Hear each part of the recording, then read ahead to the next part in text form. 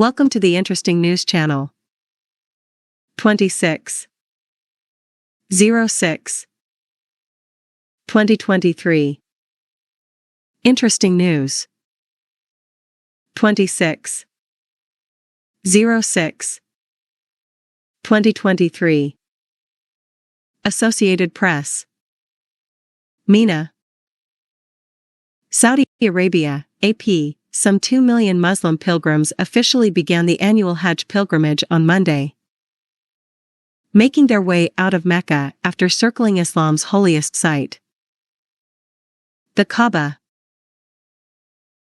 and converging on a vast tent camp in the nearby desert for a day and night of prayer. One of the largest religious gatherings in the world has returned to full capacity this year for the first time since the onset of the coronavirus pandemic 3 years ago. The pilgrimage is one of the 5 pillars of Islam, and all Muslims are required to make the 5-day Hajj at least once in their lives if they are physically and financially able to do it. For pilgrims, it is a deeply moving spiritual experience that absolves sins, brings them closer to God, and unites the world's more than 1.8 billion Muslims. Some spend years saving up money and waiting for a permit to embark on the journey. The rituals during Hajj largely commemorate the Quran's accounts of Ibrahim, his son Ismail, and Ismail's mother Hajar. Pilgrims have been doing the ritual circuit around the Kaaba since arriving in Mecca over recent days.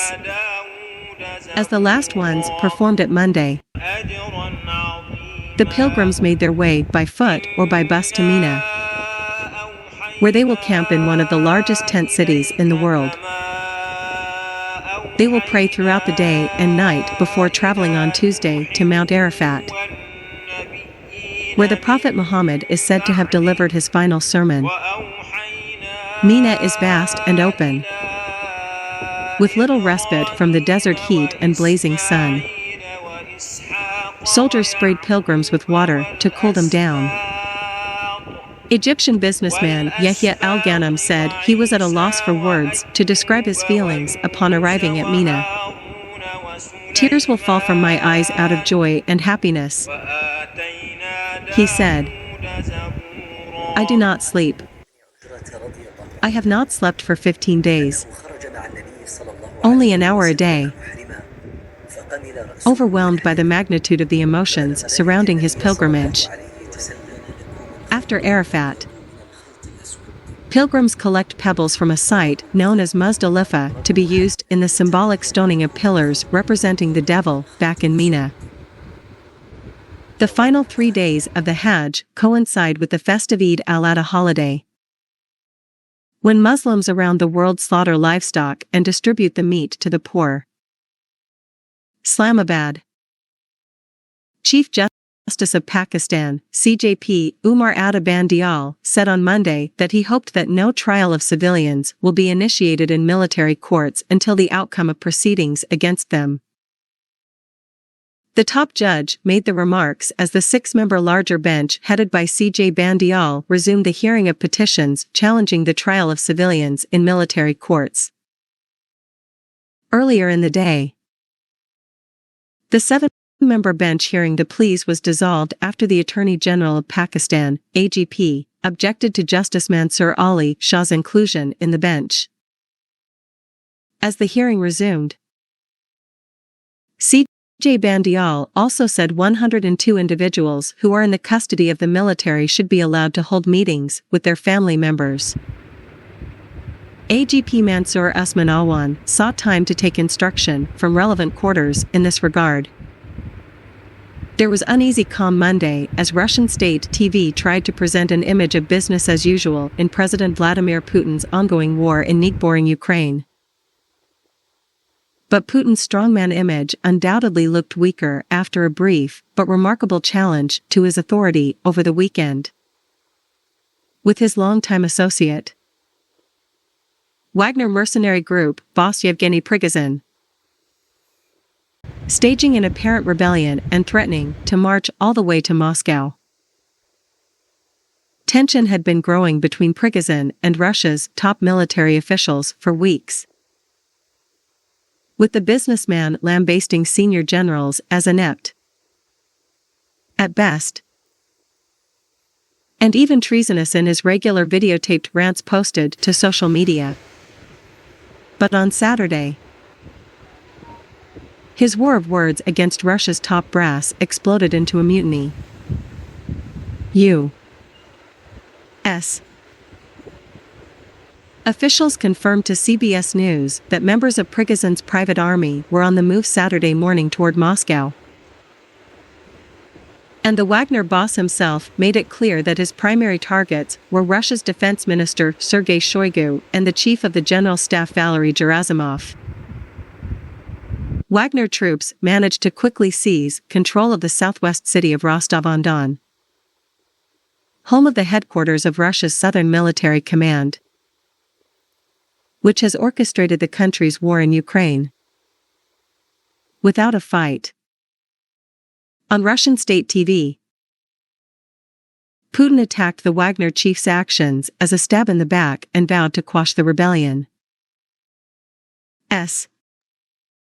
Senior leaders of the two ruling coalition parties, PMLN and PPP, are reportedly holding a meeting in Dubai to chalk out a political strategy on key issues, including the dissolution of the National Assembly and setting the date for the upcoming general elections.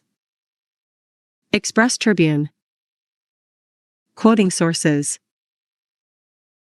reported that PMLN Supremo and ex-Prime Minister Nawaz Sharif, his daughter and party's senior vice president Maryam Nawaz, PPP co-chairperson Asif Ali Zardari, and his son Bilawal Bhutto Zardari are currently in the city for the talks, while Nawaz landed in Dubai on Saturday.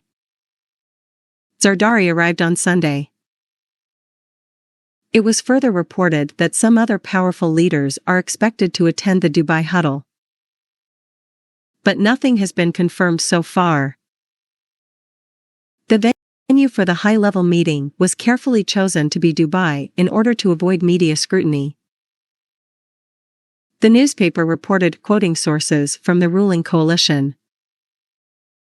Speaking to the newspaper, a senior PPP leader ruled out the possibility of a coincidence of these political bigwigs being present in the city, and added that a meeting was likely to take place between the leadership of both parties.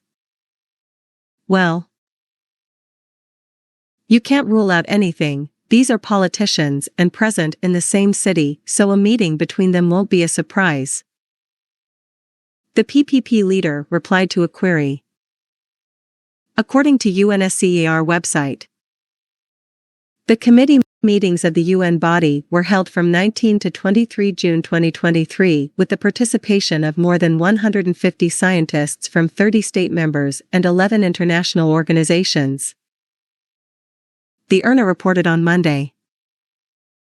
The mandate of UNSCER, established in 1955, is to undertake broad reviews of the sources of ionizing radiation and its effects on human health and the environment. Accordingly, its assessments provide a scientific foundation for UN agencies and governments to formulate standards and programs for protection against ionizing radiation. It does not deal with or assess nuclear safety or emergency planning issues. The Secretariat in Vienna, which is functionally linked to the UN Environment Programme, organizes the annual sessions and manages the preparation of documents for the committee's scrutiny.